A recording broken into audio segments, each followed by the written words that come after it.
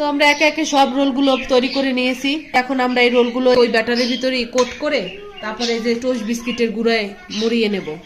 তো কালকে আপনাদের সাথে শেয়ার করেছিলাম যে আমরা আজকে চিকেন রোল বানাবো। তো চলুন আমরা কিভাবে চিকেন রোলগুলো তৈরি করি সেই রেসিপিটা আপনাদের সাথে শেয়ার করি। তো প্রথমে চুলাটা অন করে কড়াইটাকে গরম করে নেব।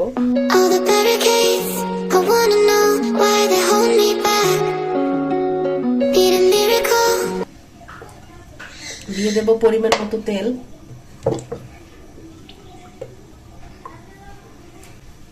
লবণ সামান্য পরিমাণে।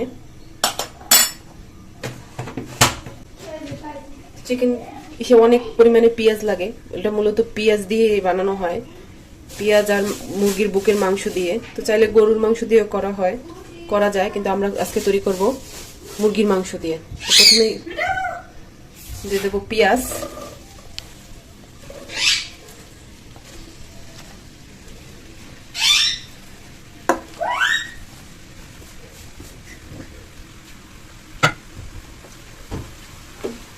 তো পেঁয়াজটাকে ভালো করে লাড়া দিয়ে লাল লাল করতে হবে, একটু তেলের উপর ভাজা ভাজা করে নেব পেঁয়াজটাকে।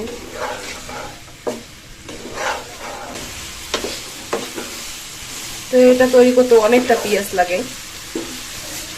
অনেকে চাইলে এটার ভিতরে সবজি অ্যাড করতে পারেন, তো আমরা কোনো সবজি অ্যাড করব না, আমরা শুধু মুরগির বুকের মাংসটা দিয়ে রান্না করব। এটা আমরা চিকেন রোলের কিমাটা তৈরি করে নিচ্ছি। তো এটা বানাতে একটু কষ্ট, কিন্তু খেতে অনেক মজা। তো একদিন বানালে অনেক দিন ফ্রিজে সংরক্ষণ করে খাওয়া যায়। তো সেজন্য আমি আজকেই বানিয়ে রাখছি, যাতে রমজানে আর ঝামেলা না হয়। তো পেঁয়াজটা একটু ভাজা ভাজা করে নিলাম। এখন আমরা মশলাগুলো অ্যাড করে দেব।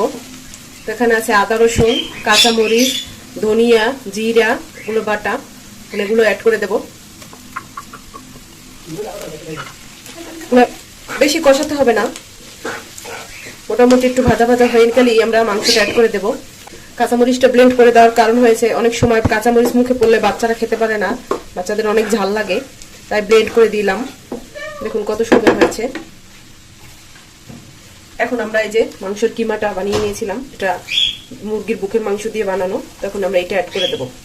লবণটা একটু কম দিয়েছি কারণ এটার ভিতরে আমরা সয়া সস দেবো। তো সয়া সসটা একটু লবণ লবণ থাকে, তাই সেজন্য টেস্ট করার পরে যদি লবণ দরকার পড়ে আবার একটু দেব, না হলে দেব না। তো আপনারা আপনাদের স্বাদ মতো ওর পরিমাণ অনুযায়ী দিয়ে নেবেন। আস্তে আস্তে ভাজা ভাজা হতে থাকুক। তো দিয়ে নেব সয়া সস, 1 টেবিল চামচ সয়া সস দিয়ে দিলাম। মাংসটা সিদ্ধ হলে নামিয়ে নেব আমরা। তো দেখতেই পাচ্ছেন আমাদের কিমাটা রান্না করা হয়ে গেছে, কিমাটা সুন্দর একটা কালার চলে আসছে। এখন আমরা একটু গরম মশলার গুঁড়া, এটা বাসায় বানানো গরম মশলার গুঁড়া, তো এটা একটু ছিটিয়ে নামিয়ে নেব।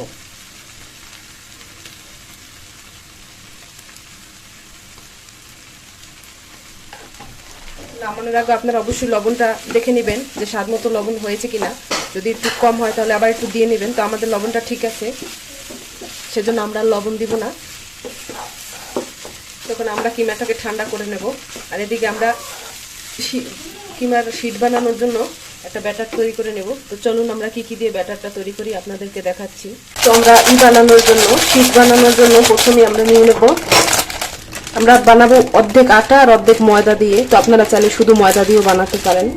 আমরা একটু আটা নিয়ে নিলাম, তারপর নিয়ে নেব পরিমাণ মতো ময়দা। তবে এটা শুধু ময়দা দিয়ে বা শুধু আটা দিয়েও করা যায়। তো আমার বাসায় যেহেতু ছিল আমি দুইটা মিক্স করেই করলাম। দিয়ে দেব স্বাদ মতো লবণ, দিয়ে নেব একটা ডিম।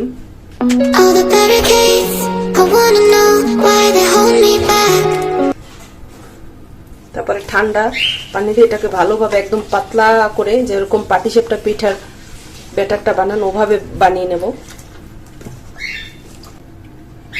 তো এটাকে আমরা 10 মিনিটের মতো রেস্ট রাখবো, তারপর আমরা এটাকে ভেজে নেব। তো ভাজার সময় আপনাদের সাথে শেয়ার করব। আমরা এই যে ব্যাটারটা কালকে রাত্রে যে ব্যাটারটা বানিয়ে নিয়েছিলাম, আজকে এখন এটা আমরা গরম তাওয়ায় দিয়ে এভাবে করে ভেজে নেব।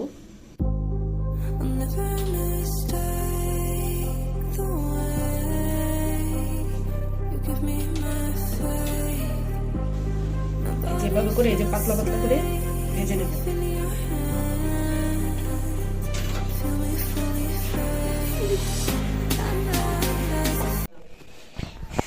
তো দেখেন এইখানে রোল বানিয়ে নিচ্ছে। দেখেন আমরা পাতলা পাতলা করে এগুলো বেলে নিয়েছি শীটগুলা। মুসাবি আটার এটা নিয়ে আসো। মাংস এই যে তো রান্না করা কিমা ঠান্ডা করে নিয়েছি, এখন আমরা এটার ভিতর ঢুকিয়ে দেব। অল্প পরিমাণ নেব আমরা, এখানে রাখো এটা। অল্প পরিমাণ নিলে ভালো হয়।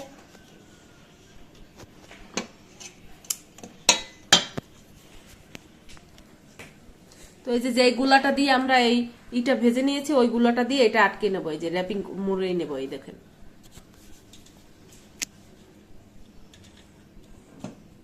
এটা খুব সহজ কিন্তু খেতে খুব মজা, একবার তৈরি করে নিলে অনেক দিন খাওয়া যায়। আমরা আজকে তৈরি করে নেব। এই যে দেখুন কত সুন্দর রোলের শেপ দিয়ে নিয়েছি।